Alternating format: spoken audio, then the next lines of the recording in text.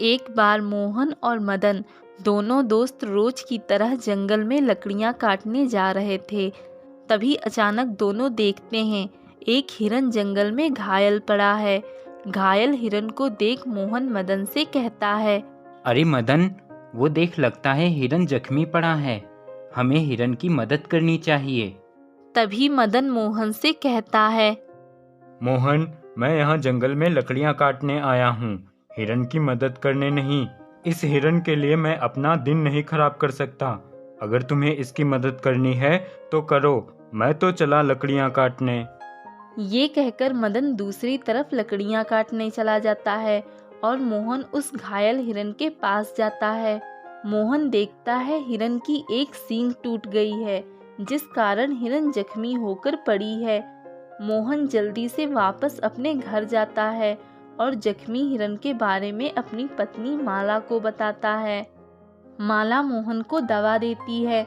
मोहन उस दवा को लाकर हिरन के जख्मों पर लगा देता है। तभी हिरन मोहन से कहती है, मोहन, मैं एक जादुई हिरन हूँ और मैं तुम्हारी तरह ही एक दयावान व्यक्ति की तलाश में थी, जिसे मैं ये अपनी टूटी हुई सींग दे सकूं। मोहन, तुम एक बहुत अच्छे और दयावान व्यक्ति हो, इसलिए मेरी इस सींग को तुम अपने पास रख लो। परेशानी में यह सींग तुम्हारे काम आएगी। इतना कहकर हिरन गायब हो जाती है। मोहन उस सींग को लेकर घर आ जाता है। अगले दिन मोहन फिर उसी जंगल में लकड़ियां काटने जाता है। वहाँ मदन पहले से मौजूद होता है। क्या बात है मदन, आज तुम लकड़ियाँ नहीं काट रहे? मोहन, अब से कोई भी इस जंगल में लकड़ियाँ नहीं काट पाएगा, क्योंकि इस जंगल को किसी ने खरीद लिया है और उसने जंगल में लकड़ियाँ काटने पर पाबंदी लगा दी है। मदन, तो अब हम क्या करेंगे? लकड़ी नहीं काटेंगे तो हमारा घर कैसे चलेगा? मोहन, मैंने तो अपने लिए काम की तलाश कर ली है। एक सेठ जी हैं, उनके यहाँ काम है। भाई मदन, मुझे भी काम दिलवा दो, बहुत मेहरबानी होगी तुम्हारी। ठीक है, मैं सेठ जी से बात करके बताऊंगा तुम्हें। ये कहकर मदन अपने घर चला जाता है और मोहन भी अपने घर आ जाता है। मोहन को घर आया देख माला कहती है, क्या हुआ, आज आप खाली हाथ ही लौट आए, लकड़ियां काट कर नहीं लाए? तभी मोहन माला को सारी बात बताता है। क्या उस जंगल को किसी सेठ ने खरीद लिया और उसने जंगल में लकड़ियां काटने पर पाबंदी लगा दी है? तो अब हमारा घर कैसे चलेगा? अब हम क्या करेंगे? माला, तुम फिक्र मत करो, सब ठीक हो जाएगा। मैंने मदन से कहा है, वो मुझे भी अपने साथ काम पे लगवा लेगा। मोहन मदन का इंतजार करता है, पर कई दिन बीत जाते हैं। मदन मोहन को काम के बारे में कुछ नहीं बताता। इतने दिन हो गए इंतजार करते हुए, अभी तक मदन ने मुझे काम के बारे में कुछ नहीं बताया। तभी मोहन मदन से मिलने उसके घर जाता है। अचानक मदन मोहन को अपने घर आया देख मदन कहता है, अरे मोहन, क्या बात है, तुम अचानक मेरे घर पे? मदन, तुमने मुझसे कहा था कि तुम मुझे काम दिला दोगे। कई दिन हो गए, मैं तुम्हारा इंतजार कर रहा था। तुमने मुझे कुछ बताया भी नहीं काम के बारे में। मोहन की बात सुनकर मदन कहता है, हाँ, मैंने तुम्हारे लिए सेठ जी से बात तो की थी, पर मैं तुम्हें बताना भूल गया था। मोहन मेरे दोस्त, जब मैंने तुम्हारे लिए सेठ जी से काम के लिए बात की, तब तक वो किसी और को काम पे रख चुके थे। मदन की बात सुन मोहन निराश होकर घर चला जाता है। तभी मदन की पत्नी आती है। अरे, ये तो आपके दोस्त मोहन थे, क्या कह रहे थे ये? काम के लिए कह रहा था। मैं इसे जरूर अपने साथ काम पे लगवाऊंगा। पहले भी ये लकड़ियां काटकर मेरा काम आधा कर देता था, जिससे मेरी कमाई कम हो पाती थी, और अब मैं इसे अपने साथ काम दिलवाकर अपनी कमाई थोड़ी ना कम करवाऊंगा। मोहन अपने घर आता है और बहुत निराश होता है। तभी उसकी नज़र हिरन की सींग पर पड़ती है। उसे देखकर मोहन कहता है, हिरन ने कहा था कि मुसीबत के समय ये सींग मेरे काम आएगी। अब इससे ज़्यादा मुसीबत मेरे जीवन में और क्या आएगी? और अभी तक ये सींग मेरे किसी काम नहीं आई। मोहन के इतना कहते ही सींग से हिरन की आवाज आती है, मोहन, मैं हिरन बोल रही हूँ। मैंने तुमसे कहा था कि मुसीबत के समय मेरी सींग तुम्हारे काम आएगी, पर अभी तक न तुमने मुझे याद किया और ना ही मेरी सींग का उपयोग किया। हिरन, मुझे माफ़ कर दो। मैं इतनी अधिक परेशानी में था कि मुझे कुछ समझ ही नहीं आया कि मैं क्या करूं। हिरन, क्या तुम मुझे बता सकती हो कि मैं तुम्हारी सींग का किस तरह उपयोग कर सकता हूं, जिससे मेरी परेशानियां दूर हो जाएं? हाँ मोहन, क्यों नहीं, मैं तुम्हें जरूर बताऊंगी। मोहन, मेरी सींग को तुम किसी भी वस्तु पर 2 बार मारोगे तो वह सोने की बन जाएगी। लेकिन एक बात याद रखना, इस सींग को किसी सोने की वस्तु पर बिल्कुल मत रखना, वरना यह सींग भी गायब हो जाएगी और इससे बनी सोने की वस्तु भी गायब हो जाएगी। ठीक है, मैं इस बात का ध्यान रखूंगा। ये कहकर मोहन उस जादुई सींग को पास रखी एक वस्तु पर 2 बार मारता है और तुरंत ही वह वस्तु सोने की बन जाती है। ये देखकर मोहन बहुत खुश हो जाता है। मोहन उस सोने की वस्तु को बेचकर घर लौट रहा था। तभी रास्ते में वह देखता है एक बाग के पास कुछ लोग खड़े हैं। मोहन पास जाकर एक व्यक्ति से पूछता है। वह व्यक्ति उस बगीचे का मालिक होता है। क्या हुआ? क्या बात है चाचा? यहाँ पे इतनी भीड़ क्यों है? बेटा, मुझे पैसों की बहुत सख्त जरूरत है और मेरे पास सिर्फ ये फलों का बगीचा है, इसलिए मैं इसे बेच रहा हूँ। पर किसी के पास इतने पैसे नहीं कि मेरा बगीचा खरीद सके। तभी मोहन सोचता है, अगर मैं ये फलों का बगीचा खरीद लूँ तो मेरे पास एक व्यापार हो जाएगा, जिससे मैं अपनी मेहनत से आगे बढ़ूंगा। हमेशा जादुई सींग पर निर्भर नहीं रहना पड़ेगा, क्योंकि ज्यादा लालच अच्छी बात नहीं। ये सोचकर मोहन उस व्यक्ति को पैसे देकर फलों का बाग खरीद लेता है और अपना व्यापार शुरू करता है। मोहन के बाग में खूब फल लगते हैं, जिससे मोहन का व्यापार अच्छा चलता है।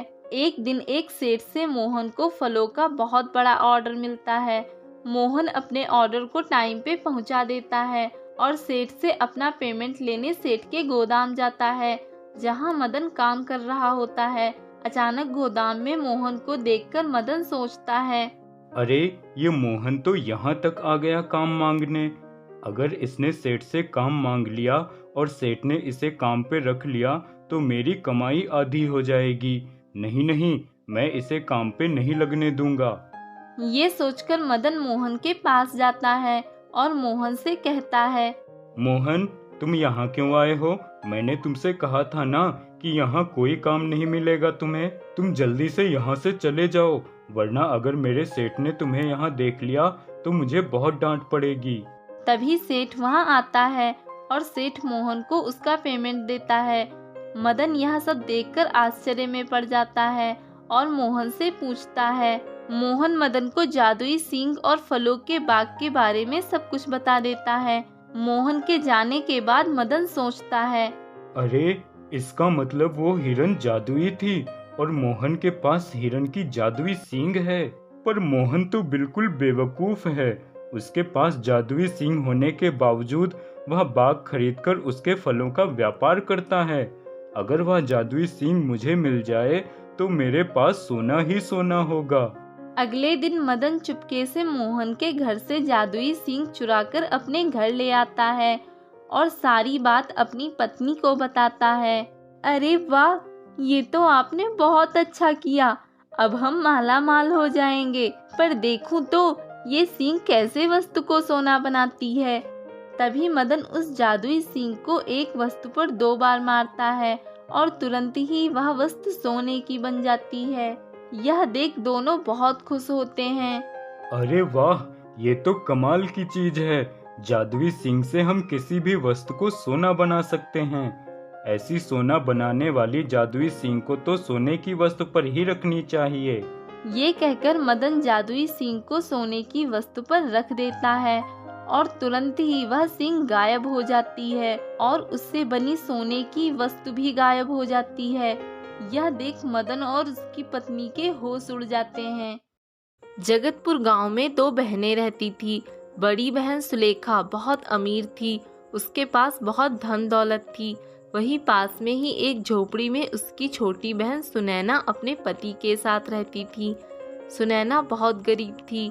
सुनैना के गरीब होने के कारण उसकी बड़ी बहन सुलेखा उसे बिल्कुल पसंद नहीं करती थी। अरे क्या हुआ भाग्यवान, ऐसे क्यों गाल फुलाए बैठी हो? क्या कहा आपने? अरे गुस्सा ना करूं तो और क्या करूं?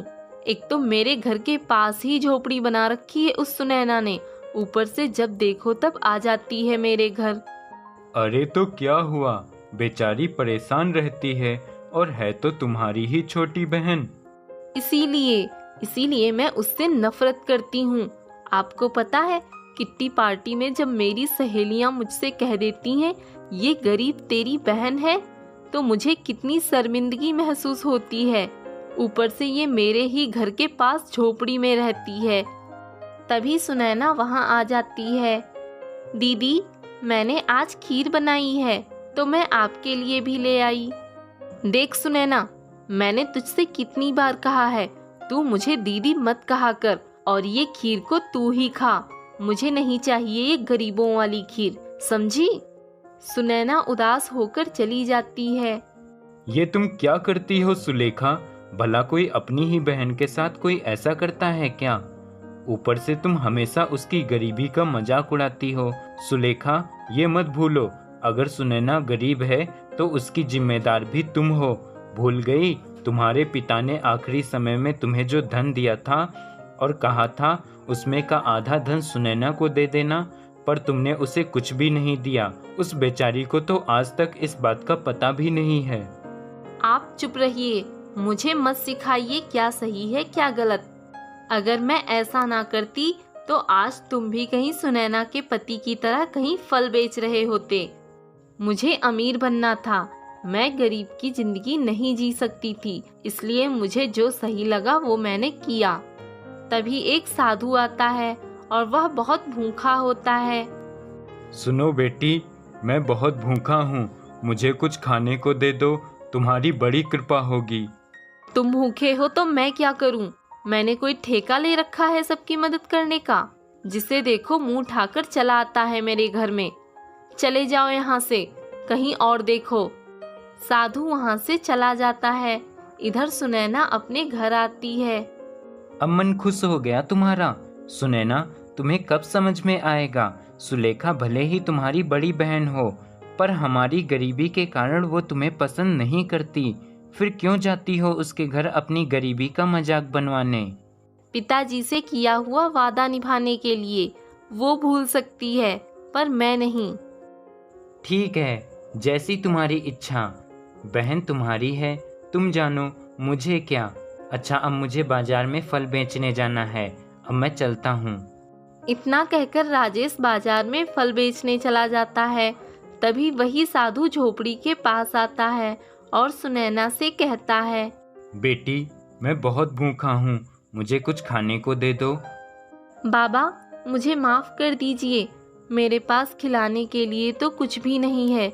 अगर आप थोड़े समय पहले आते तो मैं आपको खाने के लिए ढेर सारे फल दे देती, क्योंकि अभी अभी मेरे पति फल लेकर बाजार बेचने चले गए। बाबा, इस समय तो मेरे पास ये एक अनार ही है। ला बेटी, इसे ही दे दे, कुछ तो खाने को मिलेगा। साधु अनार लेकर खाता है। तभी जमीन पर एक अनार का बीज गिर जाता है। अगले दिन सुबह राजेश और सुनैना देखते हैं कि उनके आंगन में एक अनार का पेड़ है, जिस पर खूब सारे अनार लगे हैं। अरे ये क्या, ये रातों रात हमारे आंगन में अनार का इतना बड़ा पेड़ कहाँ से आ गया? और इस पर कितने सारे अनार लगे हैं, ये सब कैसे? कल आप जब फल बेचने गए थे उसके बाद एक साधु आए थे। वे बहुत भूखे थे तो मैंने उन्हें एक अनार दिया था। अनार खाते हुए उनके पास से एक अनार का बीज यहाँ पर गिर गया था, पर रातों रात ये बीज से इतना बड़ा फलदार पेड़ कैसे बन गया?